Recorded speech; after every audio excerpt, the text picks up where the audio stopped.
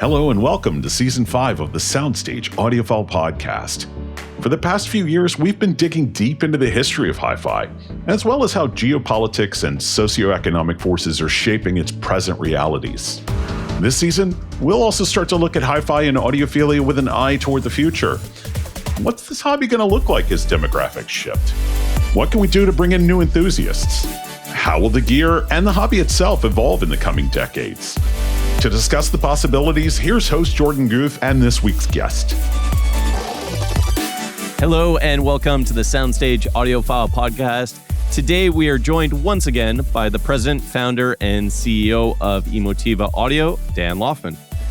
For those that haven't heard the episode, we've had Dan on back in Season 2, and it's worth a listen. It kind of goes into the backstory of Dan, how Emotiva came to be, and Dan's thoughts and kind of vision for manufacturing, not only in North America, in the United States, where they're based, but also in China, and how those two kind of powerhouses play a role in getting audio, electronics, and some other stuff manufactured and delivered to customers. So welcome, Dan. Thanks for coming back on. Oh, happy to be back. Thank you, Jorden. Appreciate it.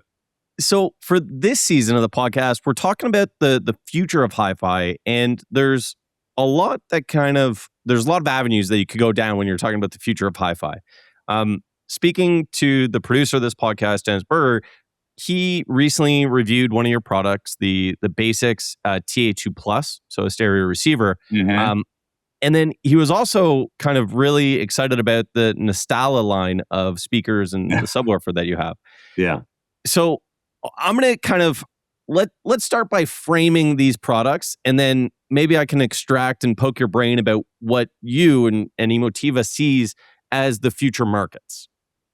Well, Nostala kind of started as I guess I saw all these retro speakers, not a lot of them, but a few retro speakers out there, and I liked them. There were some that sounded great, some that sounded not so great, but I kind of went down the little memory lane trip, remembering my childhood, my youth, as it were, with all my buddies' dads having big JBLs and ARs and Advents and all that stuff, and that really got me, going into the hi-fi thing. My dad was a big audio nut and engineer, and I think I told that story before. He built his own speakers, out of plywood boxes in our living room, Carlsons and things like that.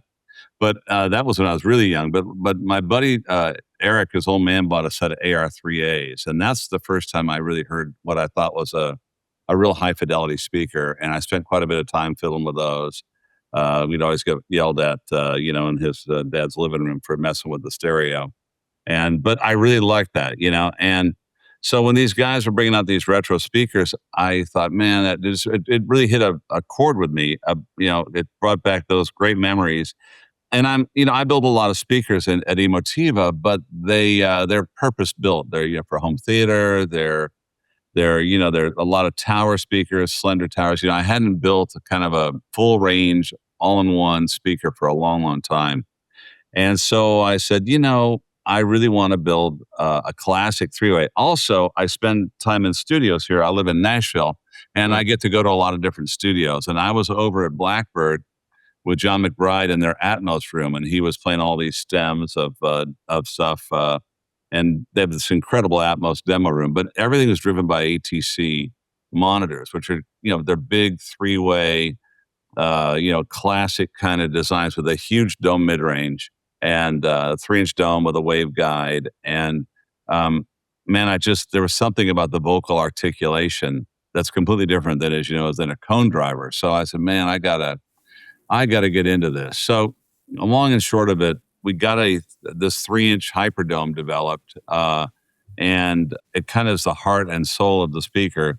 And then we developed a woofer to go with it and a tweeter, and we ended up working for about 2 years on the LB12. And I just kind of did it as a passion project. I didn't really know if I was going to build it or not. I just wanted to do it. And once I got it going and got it voiced and really working, I would, I'd played at my house. I'd played at my friends' houses. We'd run around the company, and it's a completely different listening experience. I don't know how to describe it. It's not this is a very long-winded answer to your question, but what I got back into was I would find myself with the prototypes going through my music collection at home and just listening to everything again.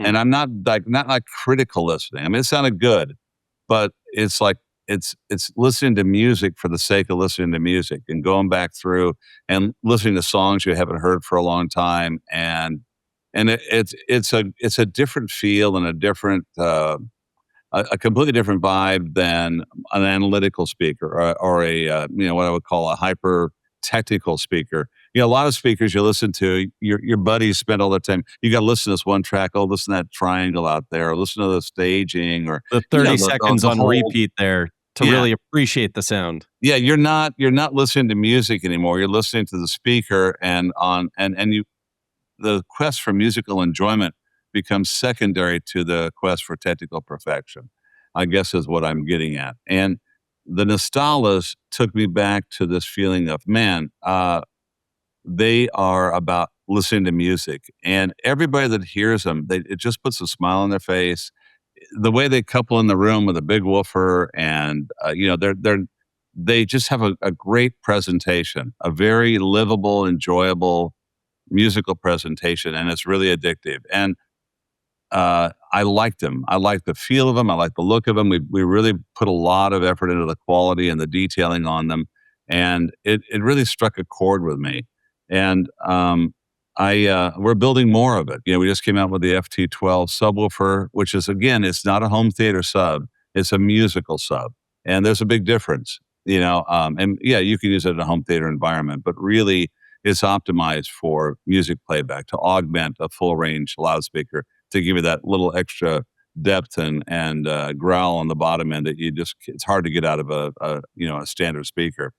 And so we have a couple other models in development. We have a new Hyperdome in development, a smaller one for some other soon to be released products. So it's kind of it's really turned me on, and the response from our customers has been insane. When you look at the design, like, you could have done everything that you just described in kind of a more modern design, in the Yeah. sense of you could have had it very minimalistic. You hide some of the screws, you do some of this, get rid of some of the edges and all that.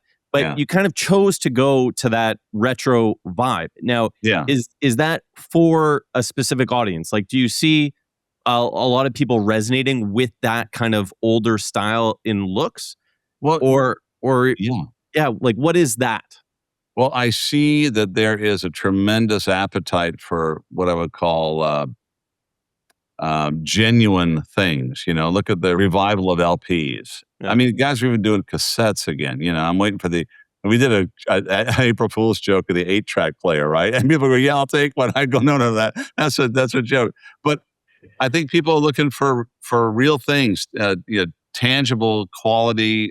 They like physical things. They don't want little plastic toys. I mean, they're great for everything, and they have their place in the world. But there's I think a yearning for real quality and long-lived products that are not so trendy and so precious and so slick. Um, and I look at young kids walking around, and they look like I looked when I was in the 70s. They're wearing the same shirts and pants and shoes. Their life, they've gone completely backwards. And what's Right. old is new again, I guess, is what it is. But I definitely see a yearning for kind of real products, like the finishes, like just traditional real wood veneers, not vinyl that looks like wood, not plastic that looks like lacquered wood. I mean, they want reality. They want something that's genuine. And when I did the Nostalas, I went out of my way to build a really high quality product. Or even like the emblem on the little Emotiva E, it's stamped stainless steel that's then painted, right, and coated. It's just everything is real on it. It's not the illusion of real. What I find is, and I think about this when I look at the resurgence, I feel like a lot of today, you can go into kind of bright colors, but for the most part, there's like muted colors, Hmm. very gray scale color scopes. Yeah.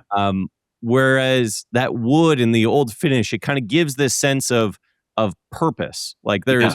there was some element of like, this is very thoughtful design and everything that kind of comes from those 60s, 70s era Yeah. before plastic became such the rage in the 80s and onwards.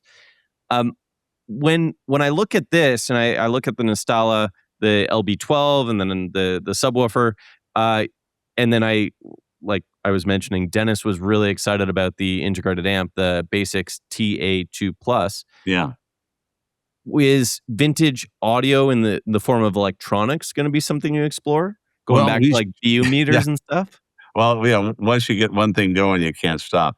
So we showed at Expona this year the SDR 1000, which will be being released, I think, in maybe November. Okay. And that's what we call I'll go back to my buddy's old man. He had that giant, I forget the model number, the giant Kenwood receiver. It was just behemoth, and it was one of the super receivers, if you remember it. I don't remember the model number yet, but back in its day, it was a powerhouse. And the guys here at the office were saying, well, you've got the Nostalas, you've got to have you've got to build a retro receiver. Yeah. And I said, well, that sounds like a good idea. So we showed the SDR 1000 at Expona, and it's 250 RMS into 8, and it's 500 RMS into 4. Legitimate, like real numbers, not imaginary power. It's built like a tank. We're big proponents of switch mode power supplies for Emotiva products. But on this one, I went back to a 1.2 kilowatt toroidal transformer. So it's got a big giant transformer in it again. And it's got fully discrete, not class D, it's class A, B, output stage, big heat sinks, big transformer. It's a true retro receiver, but it's got modern connectivity. It's got ARC connectivity. It's got Bluetooth. It's got a high performance phono section, an FM tuner, obviously, and it has full bass management built into it, very similar to what's in the TA2. So it's got that same sweepable crossover because we want people to add subs to it with ease. It's got an external processor loop, and I'm not saying that there might be a graphic EQ coming out for me in the future. It could fit in that processor loop. So yeah, the SDR 1000 is an announced product that is in production right now. It's in pre-production, so it's gone through safety and certification already. So it's coming in October, November. And the SDR 1000 stands for super duper receiver. We're having some fun with a lot. So the FT12 is the flat top 12. The LB12 is the lease breaker 12. And, the lease breaker. Oh, yeah, I that's love what the that. LB stands for. It's not loud. It's not large box. It's lease breaker. And we've got we had some fun with it because when I was a kid, I had all these. I had a little single apartment, and I had, you remember the Infinity Monitor Juniors, which was a 12-inch three-way. Again, a dome mid, dome tweet, and a 12-inch woofer in a aperiodically ported enclosure. And I had 4 pair of them stacked sideways as a line source. And I bi-amped them with, I think, a BGW 500R and a phase linear 400 that I'd hot rodded. And I had this little tiny apartment that was basically as big as my bedroom in my house now. And, we'd maybe, get a little lit there and start cranking that thing up. And, my landlady would come up and start pounding on the door, and if you boys don't turn that damn hi-fi down, I'm going to break your lease, right? She'd always say, I'm going to break your lease. And I said, so when we came up with these speakers, I said, we got to call them lease breakers because you can get them going. Yeah. You can get them going. And as a little side note, you talk about listening to music again for the pleasure of listening to music, not for the practice of being an audiophile, but just turning on music. And, don't you remember, I used to turn my hi-fi on in the morning and would run all day long while I was doing whatever I was doing. And you catch a piece of a song and kind of just take a moment to listen and enjoy. And it would just be bumping all day long in the house. Well, I moved into this new house of mine this last couple of weeks ago, and I finally got my lease breakers set up. I've got 2 pair of them in the main. I've got a L-shaped main floor, and I've got 1 pair on one side and 1 on the other, so they can just get the room going. And I've got I've got a theater and distributed music and all that modern stuff. But when Damon got my lease breakers going in my family room, and I got that thing going. I haven't turned the thing. I wake up in the morning, turn them on. I got music going all day long, and it's just it's fantastic because it's like a little. It's like, it becomes like the background music, but it's a different kind of background music, and the feel of it and the sound of it, the way it fills the house is completely different than in a lot of modern speakers. It just fills the house up so It, effortlessly. It's got a great feel to it. and then I guess one of the questions there is like, if they're always on, they're in the main parts of the house. Yeah. How do the aesthetics kind of jive with today's They're beautiful. They modern match the aesthetics, house right? perfectly. In my house here, I've got beautiful oak floors, like a kind of a medium oak finish, and I've got the tan grills on them, and they straddle my fireplace in my family room, and they look like they were made for it. I mean, they look fantastic in there. People have walked in my house and go, "What are those?" I go, "Those are my new speakers." "Oh, they're beautiful." They like the fact that they're genuine feeling. You know what I mean? They're beautiful. They're nicely made. You can tell they're real wood from 10 feet away. You can see they're really real wood. There's a different vibe to it completely than even high end PVC materials, right? And they just belong there. It's a great feel. So when you start a product line like this, and it sounds like you had your own kind of reasons for starting it, like your own personal reasons, but are you also looking at your existing customers? Like, are your existing customers asking for pieces of this? Like, are they asking for the retro looks, No, or is it kind of like your own thing and you see kind of the market going towards that? So that's the focus. well, I've seen a resurgence, as we all have. I'm not a visionary. I'd seen the resurgence in interest in vinyl and kind of retro. You look at all these guys that are buying old 70s, 60s, 70s, 80s hi-fi gear and restoring it, and the young people are into it. They like the genuine nature of it. It's real. It's got, it feels tactile and genuine. And and I told you, like, I'd seen a couple of guys bringing out, quote, retro speakers, and I that kind of piqued my interest. I said, oh, maybe there's a market there. That was really my experience at Blackbird when I was listening to those ATCs, and I said, man, I'd love to build a big three-wheel. They were so articulate and so warm and captivating. And I said, I'd like to build a speaker with that kind of sound character where you've got that beautiful articulate mid-range. And I didn't want to use a cone because cones don't have the same character. Mhm. And the domes are the way to go. And so after getting my hands on this, on the Hyperdome and dialing it in and getting it perfected, it became the genesis of that effort. And we built a completely different speaker. We spent a year on one that was a classic cone three-way. So it had a 12 and it had a 5-inch mid-range and a dome, and it just didn't work. We got it all done. And I put an AMT in it to be cool because I like AMTs. And it was wrong. And I spent a bunch of money and time on it. And it wasn't right, And when I got the Hyperdome, I go, oh, here it goes. I went back to a dome tweeter. I got a really nice dome tweeter in there that's just really articulate, and it's a 28 millimeter dome. It's bigger than a 1 inch, and it reaches down to catch the upper mid range beautifully, and it just. Once I heard that combination, I said, "Oh, now I'm on fire. We're going to get this thing done up." And then the guys, everybody say, "Well, let's put a black faceplate on it like the JBLs." I go, "Nah, I don't want to do that. I want it to be beautiful." And they said, "Well, then we'll make we'll save money by making the back of it black." I said, "No, no, no, no. I want it to be something that that can be out in a room and it's beautiful from all sides." We put a lot of time and effort into making it nice, and it comes with two grills, a gray grill and a tan grill, and they're magnetic, so there's nothing messing up the front panel with pegs and stuff, or little grommet things for the grill pins. I want it to be a beautiful thing and a very purposeful design, but simple but beautiful and genuine. And it like I said, it seems to have struck a chord with our customers because they're not cheap. They represent great value. When you look at the quality and the build quality of them, they're a good deal. They're a great deal. They're high value, but they're not cheap. Yeah. They're not a price point speaker. Yeah. So what I find, the guys that are buying Nostala, there's old farts like me that are buying it, right? Yeah. Okay. It's like, oh, this takes me back to 1976, and I have my apartment, and my girlfriend Sally and I were there. great. You were drinking Spinata and doing your thing. But I've also seen a lot of guys that are buying it are young guys, okay? Younger guys, and they dig it. They like the way they sound. They like the way they look. Back to that thing about, genuine products, real products.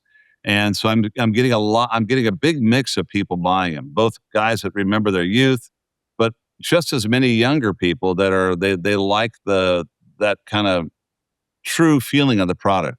Um, and so I think it's a broad swath of the community. Young buyers are not buying for the same reasons that guys at my age are buying.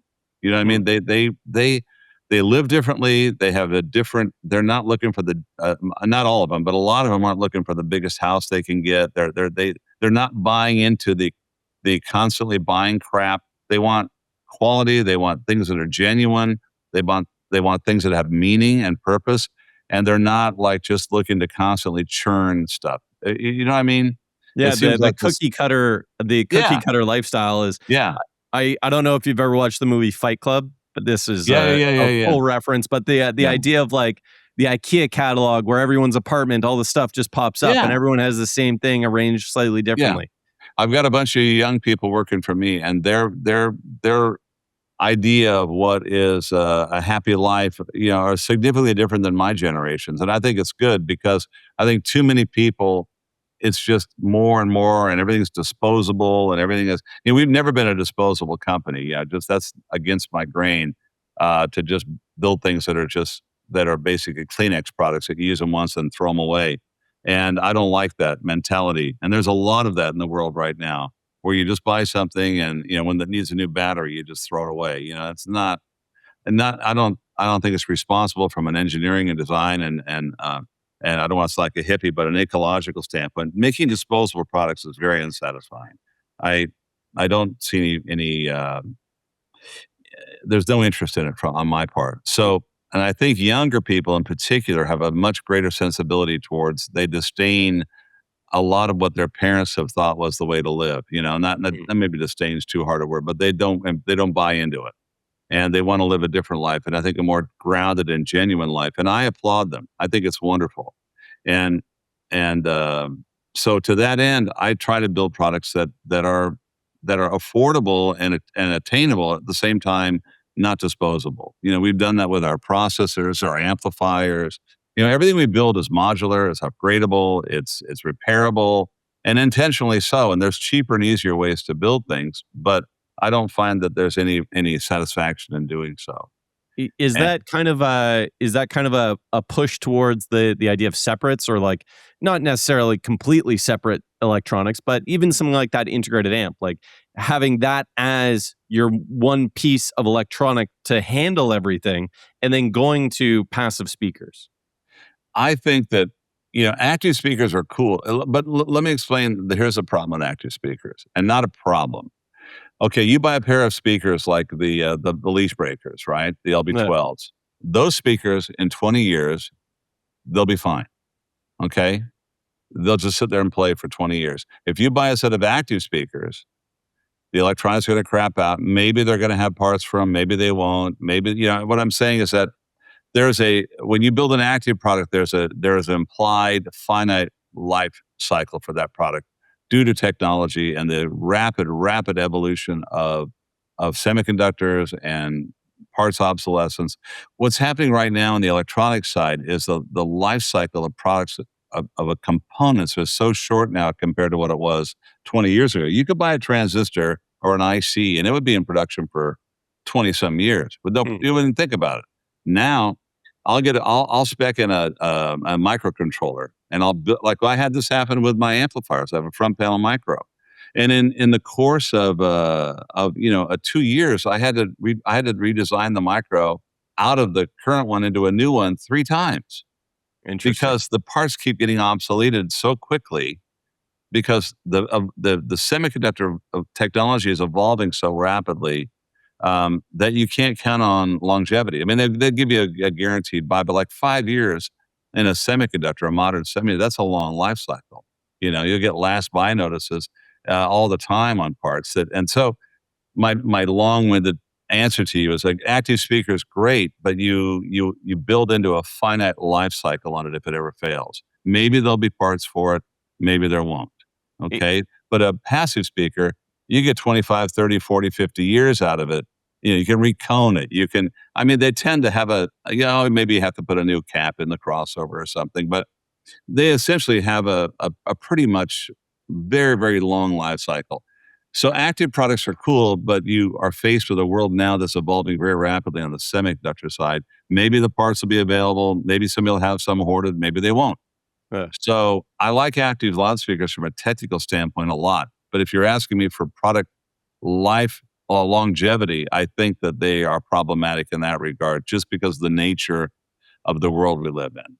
and this makes me think about another issue, and it's you have trade-offs one way or another, but if Mhm. you go towards the fully active systems, for an average person it's usually easier. You literally Yeah. just pick it out of the box, plug it in, and you're off to the races. When you go to a passive system and then separate components, even something like the integrated amp, people have to start kind of learning a little bit more. Like there has to be some amount of education to say, all right, well, these speakers require this much power. This Mhm. amp or integrated can deliver that. And this is what speaker cables do, and this is how they work. And Yeah. this is so. Do you find that from your side of things, that trade off, like how do you manage that? Like, because I know you guys are focused on the education bits. You got YouTube videos, you got forums and community building and all that stuff. But do you kind of take that into account when you're making these products and these decisions? Well, yeah, and let me tell you something. Like, look at you go out and you buy a Ring doorbell system. They sell millions of Ring doorbells, and Yeah, everybody just figures out how to hook them up. They're networked, they're Wi-Fi, they're like they're relatively complex. People do Wi-Fi networking by themselves. They take things out of the box. They make these things work. Here's what I don't like about the high fidelity business. When you network something, right? The cable works or the cable doesn't work. The interface works or it doesn't work. There's no mysticism involved in the technology world. When you plug in your solid state drive, either it works on your computer or it doesn't, right? yeah, You do a check on your memory, it's fine. It's everything, no errors, whatever, great. What I don't like about hi-fi, I think, is a disservice to the industry in particular, is the mysticism and the magic. Okay, and I think that we've always been we're an engineering based company. Do speakers sound differently? Yes. Do amplifiers sound different? Yes. Do do are there variables? Yes. But the mysticism and the magical thing, I'm going to buy this one thing and I'm going to put a new power cord on my amplifier and it's going to change the world. You know, I call BS on that. Okay. You know, I, and I have good friends in the industry that build these things that are going to be mad at me, but I don't buy into it. I believe in high quality. I believe in designing for the purpose, right? Cables do make a big difference, but a well-shielded RCA interconnect with the right amount of capacitance, which is just basically a well-engineered cable, guess what? They work. yeah, You can't measure the difference. I don't think you can hear the difference. You have to get into cable links that are so insane to start noticing, capacitive issues and stuff. I just don't buy into all that. So I think we do a disservice to the community when we tell people that, oh, you gotta be really careful about what amp you match to the speaker. Look at my lease breakers. I run them on a Western Electric 81E tube amp. I've got it over my office here. I'm looking around yeah, the corner. It's on a good day with a tailwind, it's 15 watts per channel. It's probably closer to 10 watts per channel, really, really, yeah, right? And I have it in my office playing all the time, and it's 10 watts a channel, and it fills the room with music, and it's beautiful. I mean, it's just totally satisfying. Then I go home, and I have them on one of my big power amps, and it's 600 watts a channel, and it sounds great. It has more headroom. It plays louder. It has more dynamic capability. It's not that it's if you as long as you're not clipping the amp, the speakers don't care. yeah, I mean, some speakers are easier to drive than others, but people make way too much. They worry about it so much. Oh, I got my speaker says it takes 250 watts. I got to have a 250-watt amp. BS. No, that's not true. What you got to do, you can run it with a 20-watt amp. Don't let it clip hard. yeah. Listen to the sound. If it sounds distressed, turn it down. If you want to play louder, get a bigger amp. But we're making it way too complicated and convoluted. You know, I think that we need just basic common sense education to people, and don't tell people that if they don't spend $10,000 on a set of interconnects, they're never going to have good sound. I mean, I don't buy into that.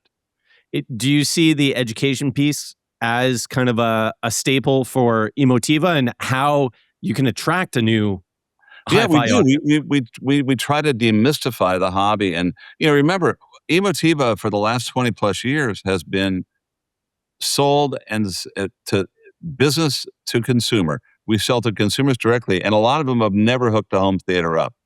And a lot of guys are putting big systems in. They've never done it before. But once you break it down into incremental steps, it's like when you get one of those some assembly required toys for your kids at Christmas. You go, holy shit, that's a lot of parts, right? Yeah. Yeah, you guys will edit that part out. But but if you do it step by step, it's like I watched my grandson build the Lego things with 2,000 pieces, but page by page, piece by piece, it all comes together. So once you demystify it and take all of and just break it down to the basics, like what does a speaker do? What's an amplifier do? What's a D to A converter do? If you take it and just explain it in common sense, straightforward terms, you take all of the anxiety out of it, and you take away the scare factor and say, look, you can do this. We have people from all walks of life putting together beautiful systems, and most of them have never tried it before. We got the seasoned audio guys, but we've got a lot of guys that go, I've never hooked a speaker to a speaker wire. I didn't know about polarity. Well, that's really easy. It's red to red, black to black. Done. Next. Yeah. Like we have a whole thing on how do you tell where to put my subwoofer in my room? We say, we teach them how to walk through a room and find the nodes in a room. There's a couple of techniques to do that. Just common sense, basic stuff, and you empower them. Education and knowledge is empowering. Whether it's your health, whether it's you're fixing something in your house. Like, hey, you turn the screwdriver and you turn it this way, it gets tighter, and this way, and it's like once a guy goes, I can screw this thing in back myself. Yeah, get a screwdriver and just turn it. And oh wow, I didn't know it was that easy. So we have live help online all the time, and we walk customers through their setup and their troubleshooting and their compatibility issues with HDMI stuff. Like, there's always issues on that, making sure they've got their settings right. So we have a whole CXT team that is available in real time to help customers.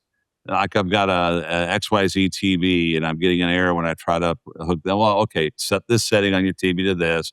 Make sure you've got we go through all the different variables with them in a real-time basis. So for hand holding and technical support, we're big believers in direct customer service. I hate companies, and a lot of my buddies have companies like this, so I'm not throwing any shade on them. But when you call a company, like I'm a customer, right? When I got called place and I just want an answer about something, and I have to go through their chat bot, and I spend 20 minutes talking to a chat bot to finally get to the human being that can give me a 2-second answer, I get infuriated, and I'm old, so I get more impatient than a younger person. But I go, you want people love that human connection. They just want to talk to somebody and find out the answer to something, or am I doing this the right way? And they don't want to go through a giant service tree or do like a lot of the hip high tech guys do, where you never can talk to them under any circumstances. It's only email chat. What about Emofest? Emofest will be this. We're going to put it off this year. It normally is in October, November. This year, we're going to put it off to the first quarter because we have so much going on. This year, we're launching our new LX series, and myself and the team are traveling quite a bit while we launch our new LX line. And we got some travel commitments that are going to interfere with Emofest. So we'll do Emofest probably in February or March of next year. We'll have Emofest. And what is Emofest for? Emofest is a open house of the company, so you can come out and you meet all the people behind the brand. We feed them. We have entertainment. We do demos. We do educational components. We do product sneak previews. We'll show stuff we're developing on. It's basically like looking under the hood of the company. We give you full access to the facility. You can see our engineering areas, our production areas, warehousing, and people like the warehouses. I didn't know you had so much stuff in there. Yes, it's not a garage. It's a real company. It's a warehouse full of stuff. And we have a big time. We meet with all our customers. A lot of newbies come every year, and then we get a lot of people that we've known for 20 years come in. It's really a wonderful time. And we host them here, and we give away a lot of gear. We have drawings, and we have a big time. It's nice. Amazing. It's like the old Saturn homecoming they used to have for Saturn cars back in the day. Yeah. Oh, that's a brand I haven't heard. Yeah, I know. About Poor in a old while. Saturn. I know. There's a few of them like that. Yeah. So I think you've been very gracious with your time, and I don't want to take up too much more of it. When you're thinking about kind of what you're going to put on your speakers, your lease breakers right now, we've asked you this before in the first one, like soundtrack to your life and stuff like that. But what is a sound, or what is a track or an album, an LP that you really have just been falling in love with on these new speakers? Well, I'm listening to all kinds of music.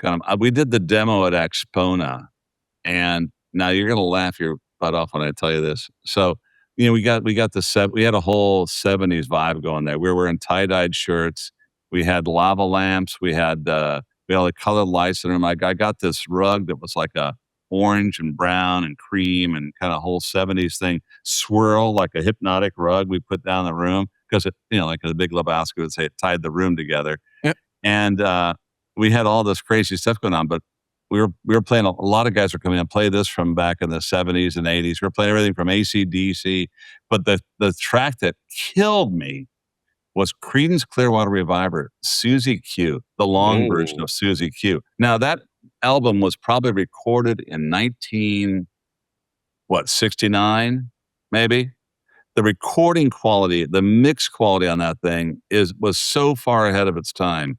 And you want to talk about a track that bumps. I mean, it just, the mix is so good. And you listen to the technical quality and the creativity of it. And then the way the limitations they had on recording equipment back then, the sound is unbelievable. So what do I listen to this weekend? I was working around my new house. So I was like organizing and cleaning and hanging and doing stuff. This weekend, I listened to a lot of what I would call soft rock. Yeah. Okay.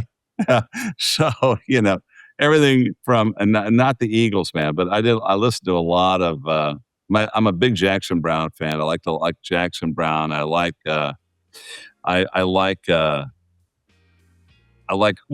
so much music. It's hard for me to narrow it down. I listen to everything. I listen to jazz. I listen to classical. I listen to a lot of rock. I listen to all kinds of music. I don't know. It's hard for me to pin it down now. What I like about the Nostala is everything I play on them, I just go, oh, that's really good. I dig the sound. That's pretty cool, But I'm telling everybody right now, go listen to Creedence Clearwater, Susie Q, long version, and it'll blow your mind. And if you're a technical guy, if you like music, listen to the quality of the mix. There's the vocal sits on one side, the guitar sits on the other, and every time the vocal comes up, you can hear the guy on. I was a little kind of live sound, a little bit of studio guy when I was a kid.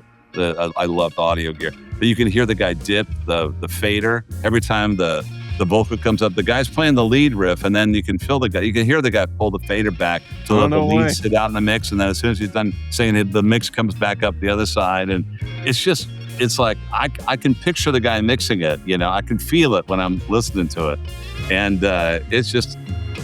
We played that song in the room 100 times that weekend, and everybody went nuts in there, and it's a killer song, I love it. I'm gonna go put that on right now. Yeah, Dennis. I don't know if Dennis is still back asleep in the background, but he needs to play Susie Q immediately. I'll tell you the other thing. I listen to a lot of Van Morrison. I love Van Morrison, and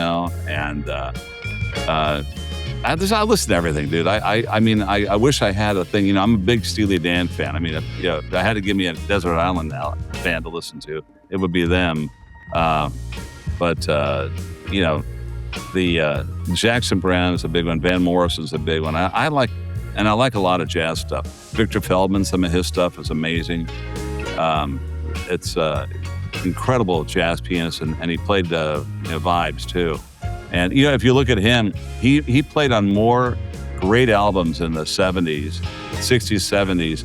I mean, he was in the back of everything playing piano and vibes. And from Steely Dan, I mean, everybody he played with, he was the go-to guy. And it was pretty amazing. I love it. Well, thank you so much, Dan. I'm looking forward to putting on some CCR after this and catching up with you in a little bit. You don't have to smoke a joint. Just listen to it. It's good enough. It's good by itself, And by the way, I don't smoke pot anymore. But in my youth, unlike Bill Clinton, I did inhale. But no, not anymore. All right. Love it. Thank you so much. Thank you so much, Jorden. It's been a pleasure talking to you. And hey, if you guys are in town, the door's always open at Emotiva. All right? Absolutely. All the best. Be well. Peace.